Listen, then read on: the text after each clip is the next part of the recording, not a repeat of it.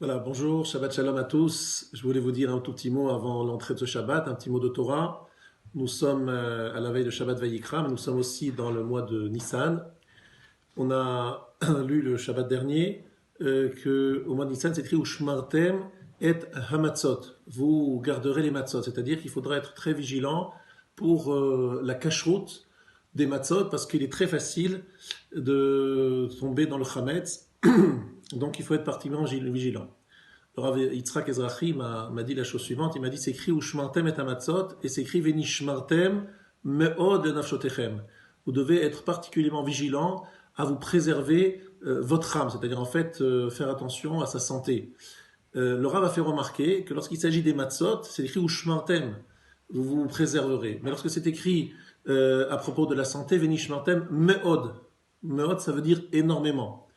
Le Rav a dit effectivement, on voit de là que lorsqu'il s'agit de préserver sa santé, il faut le faire avec beaucoup de vigilance, être particulièrement, on va dire, mahmir, aller au-delà, encore plus que lorsqu'on fait attention à la cacheroute des matzot.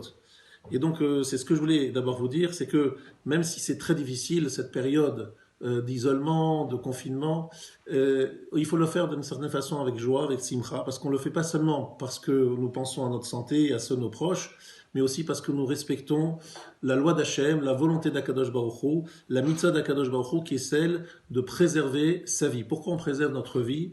Parce que notre vie est précieuse. Elle est précieuse pourquoi? Parce que on la destine au service divin. Et que cette période, je l'espère, sera très courte et sera bientôt derrière nous, et on pourra avec beaucoup plus de force encore servir à Kadosh Baruch Hu. Alors je voudrais vous donner deux conseils.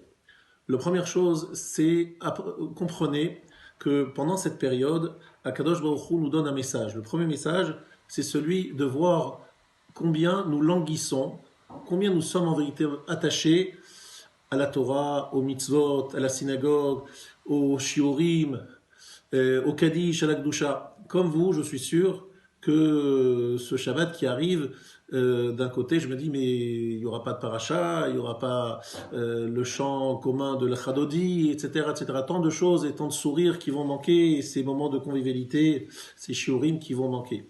Alors, je me console en me disant que, au fur et à mesure que le temps passe, nous languissons de plus en plus ces moments.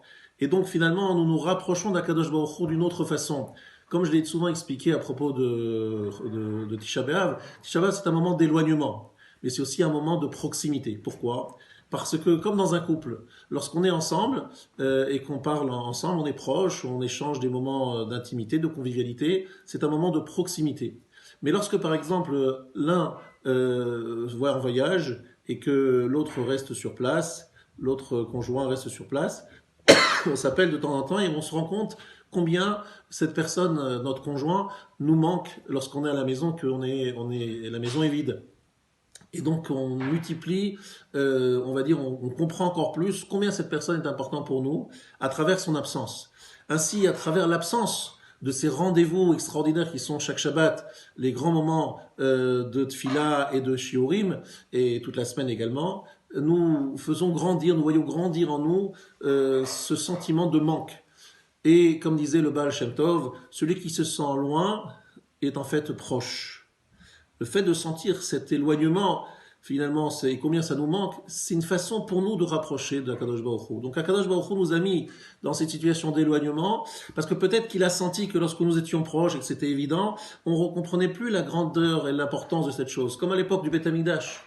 Hachem l'a enlevé parce que les gens ne comprenaient plus la grandeur du Beth Amikdash. Ils étaient sûrs que le Beth Amikdash c'était normal, qu'on pouvait apporter de sacrifices, c'était normal. Et lorsqu'on leur a enlevé, c'est là qu'ils ont compris la grandeur et l'importance du Beth Amikdash. Malheureusement, c'est aussi ce que nous découvrons lorsque un Tamid Racham, comme le Rav Ramou et d'autres, nous ont quittés. C'est souvent lorsqu'ils sont là, on ne se rend pas compte de la chance qu'on a, c'est lorsqu'ils ne sont plus là qu'on se rend compte de la chance que nous avions, et c'est déjà trop tard. Alors Akadosh Baruch Hu, ce qu'il a fait dans cette génération, c'est pour nous donner une chance de recouvrer, de retrouver, Bezrat Hashem, bientôt, la joie du minyan et de tout le reste. Eh bien, il nous l'a enlevé pendant un moment, pour que nous le retrouvions avec joie, Bezrat Hashem, très bientôt, mais avec encore beaucoup plus d'attachement que jamais. Et donc ce languissement que nous ressentons tous est une aussi proximité à Kadosh Baruch Hu. Donc rappelons-nous de ces deux enseignements, Venishmartem, Me'od Nafshoterem, faire attention énormément à sa santé, se languir d'Akadosh Baruch Hu. Tout ça, ce sont des belles mitzvot qu'Hachem nous a données pendant cette période, que nous allons chérir, que nous allons apprécier et qui finalement vont nous rapprocher encore beaucoup plus de lui.